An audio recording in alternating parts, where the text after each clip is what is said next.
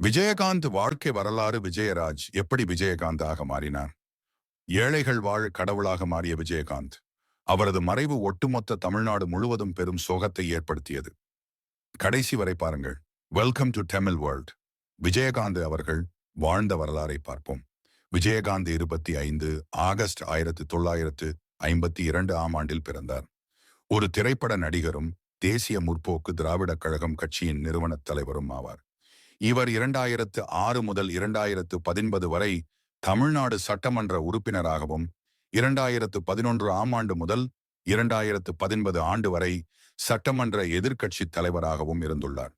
இவரது 4 தசாப்த திரை வாழ்க்கையில் இவர் 150க்கும் மேற்பட்ட திரைப்படங்களில் நடித்துள்ளார். தயாரிப்பாளர்களுக்கு உதவுவதற்காக சில படங்களுக்கு தன் சம்பளத்தில் ஒரு பங்கையும் விட்டுக் கொடுத்தார்.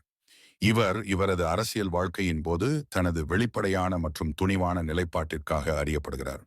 தேசிய முற்போக்கு திராவிடக் கழகத்தை 2005 ஆண்டில் நிறுவியதற்கு பிறகு 2006 ஆண்டிலிருந்து 2016 ஆண்டில் இவர் சட்டமன்ற உறுப்பினராக இருந்துள்ளார்.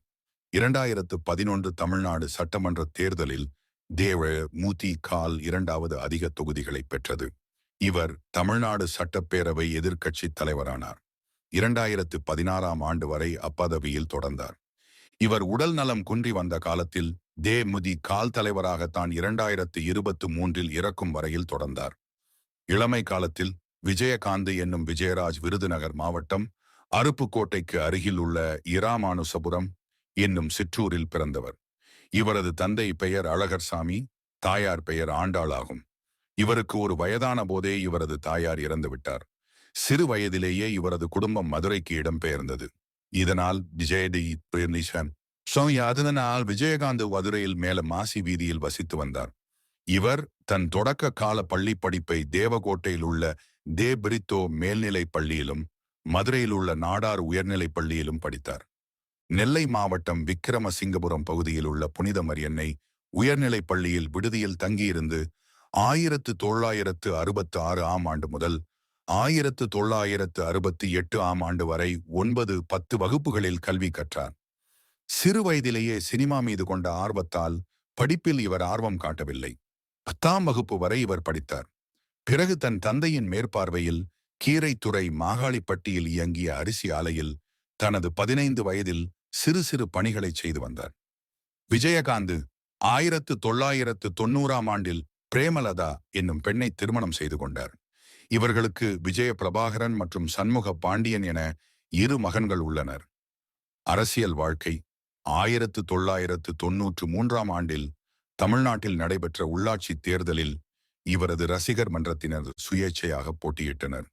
அவர்களில் பலர் வெற்றி பெற்றனர். இப்பின்புலத்தில் விஜயகாந்த் தானும் அரசியலில் ஈடுபடும் எண்ணம் கொண்டார். அதனை அவ்வப்பொழுது வெளியிட்டும் வந்தார்.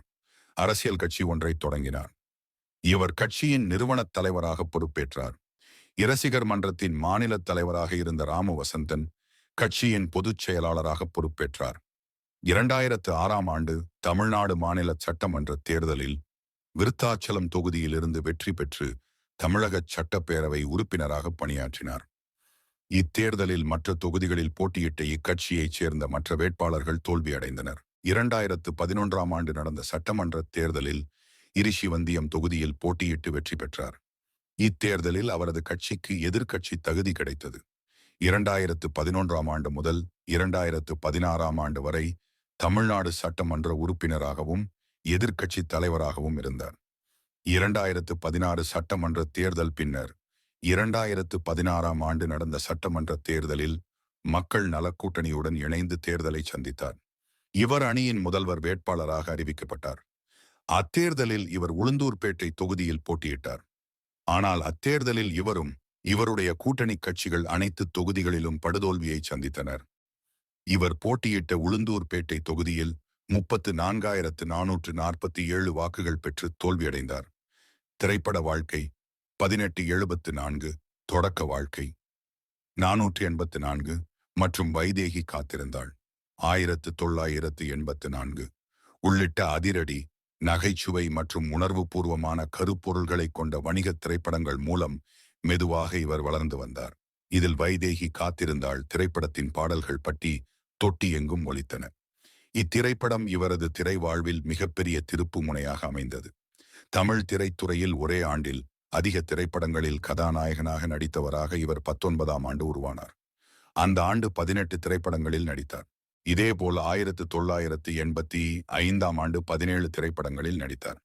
தமிழ் திரைத்துறையின் முதல் முப்பரிமாண திரைப்படமான அன்னை பூமியில் 1985 இவர் இராதாரவி மற்றும் கன்னட நடிகர் டைகர் பிரபாகருடன் நடித்துள்ளார். கன்னட நடிகர் விஷ்ணுவர்தனுடன் ஈட்டி 1985 திரைப்படத்தில் இவர் இணைந்து நடித்தார். இவரது நகைச்சுவை திரைப்படமான நானே ராஜா நானே மந்திரி 1985 வணிக ரீதியிலான வெற்றி படமாகும். பிறகு இவர் அம்மன் கோவில் கிழக்காலே 1986 திரைப்படத்தில் நடித்தார்.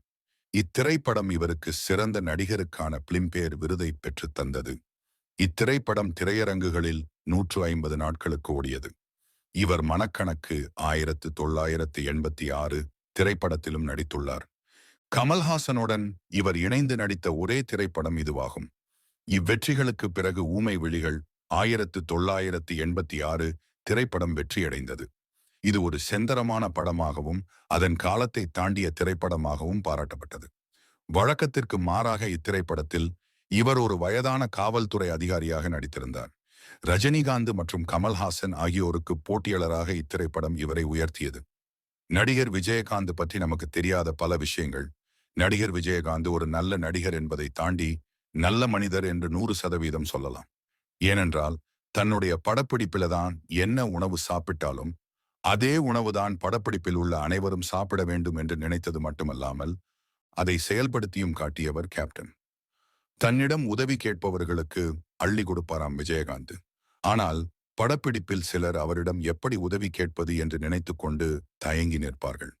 அவர்களை அழைத்து அவர்களுடன் ஒன்றாக சீட்டாடி தோற்று போடுவது போல் நடித்து அவர்களே காசை சம்பாதித்தது போல் செய்வாராம் விஜயகாந்த். இன்று தமிழ் சினிமாவில் தளபதி என்று ரசிகர்களால் கொண்டாடப்பட்டு வரும் நடிகர் விஜயின் திரை வாழ்க்கையில் ஒரு முக்கிய ஏணியாக இருந்துள்ளார் விஜயகாந்த். ஆம், S.A. சந்திரசேகர் இயக்கத்தில விஜய் நடித்து வெளிவந்த நாளைய தீர்ப்பு திரைப்படம் படுதோல்வி அடைந்தது.